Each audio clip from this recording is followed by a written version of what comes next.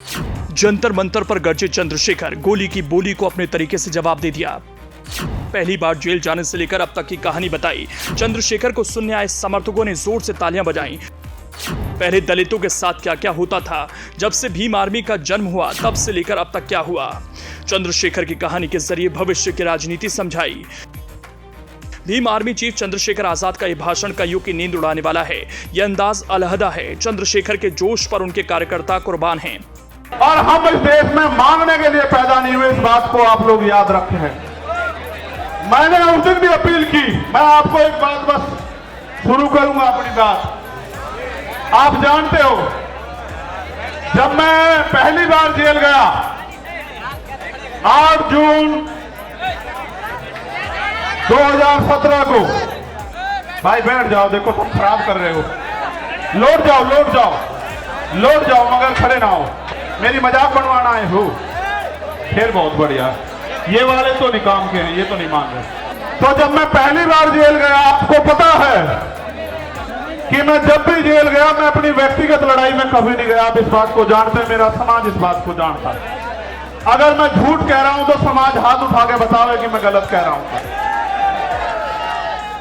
जब मैं पहली बार जेल गया और जाने से पहले जब पूरी सरकार मेरे पीछे पड़ी हुई थी और ये कहा जा रहा था, डीजीपी का ये बयान आया एडीजी लॉ एंड ऑर्डर का, कह रहे सरेंडर नहीं कर देंगे चंद्रशेखर को। वो ये संदेश दे रहे थे कि हम इसका एनकाउंटर करके समाज को संदेश देंगे कि कोई भी अगर सरकार के खिलाफ खड़ा होगा हम उस आवाज को हमेशा के लिए बंद कर देंगे। लेकिन फिर 21 मई 2017 को आप मेरे समाज के सिर माथे सारे लोगों ने आके यही जंतर मंतर, इसी पर आकर आपने मेरे हौसलों को बुलंद करके कहा कि लड़, हम तेरे साथ हैं। और वो दिन है, राज का दिन है। चाहे मैं सीएन पे वाराणसी में जेल गया हूं, चाहे मैं ऐसी एक ताकत को लेके गुरु रविदास घर की तरफ चल दिया था, जब इन्होंने मेरी 250 लाठी मार कर खाल उतार दी है कि सच्चो साहब अब तो एसीपी हो गए। जहां रात को मुझे जानवर की तरफ मार कर घेरा गया, वो यही खड़े हैं। उनके जो साथी जिस थाने में मुझे मारा गया था 2-2, 3-3 बार, वो भी मुझे सवेरे मिले थे। मैंने उनसे एक दिन पहले भी ये बात कही, जब मैं पहलवानों के अंदर, मैं आदमी भूलता नहीं हूं भाई। जिसने 1 इंच भी साथ दिया, कतरा कतरा उसके लिए बहा दूंगा। लेकिन जिसने मेरे लोगों को सताया, जबकि आप जानते हैं कि मैं संविधान में विश्वास रखता हूं, चलो माफ कर दूंगा उसे भी, उसे भी माफ कर दूंगा। लेकिन इस बार आपने देखा कि क्या हुआ। जब वो सीबीआई से नहीं रोक पाए, ईडी से नहीं रोक पाए, इनकम टैक्स से नहीं रोक पाए, जब वो झूठे मुकदमों से नहीं रोक पाए, जेल से नहीं रोक पाए, तो कायरों की तरह आके उन्होंने मेरे ऊपर गोली चला दी। चंद्रशेखर आजाद उस दौर को याद कर रहे हैं जो तब का है, जब उनकी शुरुआत हुई थी, जब उनकी आवाज निकलनी ही शुरू हुई थी। तब भी चंद्रशेखर ने ललकारा था और अब कह रहे हैं, अब तो ललकार से आगे बात जाएगी। कहने वाले अब तक कह रहे थे जंतर मंतर भीम आर्मी चीफ का ये शक्ति प्रदर्शन अपनी सुरक्षा के लिए है, लेकिन चंद्रशेखर ने जो कहा, जिस अंदाज में अपनी आवाज बुलंद की, वो कुछ और ही इशारा कर रहा है। अगर आपके गोलियों की तमन्ना सच्ची होती और मुझे कोई आगे की लड़ाई ना लड़नी होती, तो उसी दिन प्रकृति जो है मुझे खत्म कर देती, क्योंकि गोली से का जो सामना वो बड़ा खतरनाक था। मैं आपको ये बात इसलिए बताना चाहता हूं, मैं आपका खून हूं। मैं कल भी थारा था, आज भी थारा हूं, और चाहे फर्श पर रहूं या अर्श पर रहूं या मिट जाऊं, मेरे खून का एक एक कतरा आपके स्वाभिमान सम्मान के लिए हमेशा खर्च होगा। मेरी बात को याद रखना, क्योंकि जब एक गरीब का बेटा खड़ा होता है तो बहुत लोगों को तकलीफ होती है।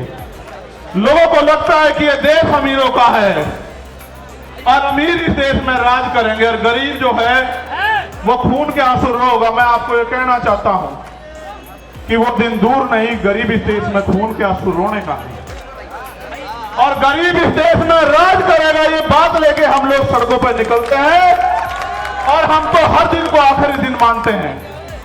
बात मेरी उसकी नहीं थी। जब मैं ज्ञापन पढ़ूंगा आपको पता लग जाएगा कि मैं अपनी लड़ाई लड़ने के लिए आया, या मैं अपनी सुरक्षा की मांग करने आया, या मैं सीबीआई जांच की मांग करने आया। मैं आपको बता दूंगा। मैंने समाज को इसलिए बुलाया अपने नाम से, क्योंकि मैं जानता हूं कि चाहे आप पे एक रोटी कम हो, चाहे आपको पानी ना मिले, चाहे गर्मी आपको कितनी परेशान कर रही हो, लेकिन आप मेरी बात के साथ खड़े रहोगे। और दिल्ली में आज आपने इतिहास लिख के दोबारा दिखा दिया मेरे लोगों। मुझे गर्व है आपके ऊपर, मुझे गर्व है कि मैं गरेट समाज में जन्मा था। मेरा समाज गरेट है और मेरा समाज सम्राट अशोक की तरह गरेट रहेगा, मुझे इस बात का गर्व है। जंतर मंतर पर चंद्रशेखर आजाद के समर्थकों की भीड़ उनकी गर्जना को अपने जोश से शाबाशी दे रही थी। इस दौरान चंद्रशेखर किस्से के शक्ल में दलितों के लिए किनकी क्या सोच है, वो और क्या कर रहे हैं, उसे अपने शब्दों में परिभाषित कर रहे थे। कि गांव में ताकतवर आदमी, सामंती आदमी जिस बहन की बच्ची की चाहे उसकी चुन्नी खींच ले, उसके कपड़े खींच ले, उसको नोच ले, और फिर गांव में पंचायत होकर बात निमट जाती थी। किसी की बारात रोक दो, किसी के ऊपर पेशाब कर दो, किसी को थूक दो, किसी पे थूक चटवा दो, किसी की मूंछ काट लो, किसी के पानी छूने पे हत्या कर दो। तो पहले ये ताकतवर लोग था, उनका जन्मसिद्ध अधिकार है। मगर जब से भीम आर्मी के सच्चे पहरेदार मैदान में आए हैं देश के अंदर, वो कर तो देते हैं घमंड में, लेकिन उन्हें नू नहीं पता, उनकी मां भी नहीं बचा सकती उन्हें। फिर सरकार तो बहुत, फिर वो जाते हैं जेल। जब वो जेल जाते हैं तो वहां बैठ के वो सोचते हैं कि हम किसकी वजह से जेल जा रहे हैं। तो जब वो जेल जाते हैं तो फिर वो क्या करते हैं पता है? वो जेल जाके ये कहते हैं, बाहर निकलते कि इस आदमी को निपटाओ, वरना तो हमारा एक छत्र जो अधिकार है वो खत्म हो जाएगा इस देश में।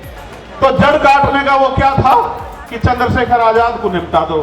देखो वो तो बच्चे हैं जिन्होंने ये किया है, सच बात बता रहा हूं, बच्चे हैं, लेकिन उनके हाथ पीछे जो है ना, जिन्होंने उनके हाथ में हथियार दिए वो बच्चे नहीं है। हम सीबीआई जांच की मांग इसलिए कर रहे थे कि बहुत सारे लोगों ने मजाक उड़ाया कि अपने आप सिक्योरिटी लेने को हमला कर दिया है।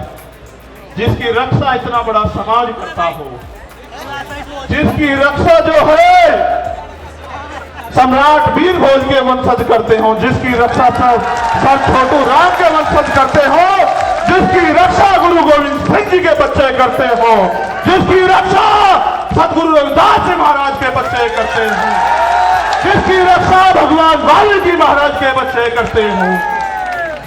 एक तरह से आजाद समाज पार्टी ने खुला ऐलान कर दिया, अपने विरोधियों को संकेत दे दिया। अब उनकी राजनीति उस लेवल पर आ चुकी है जब मुकाबला बराबरी का होगा।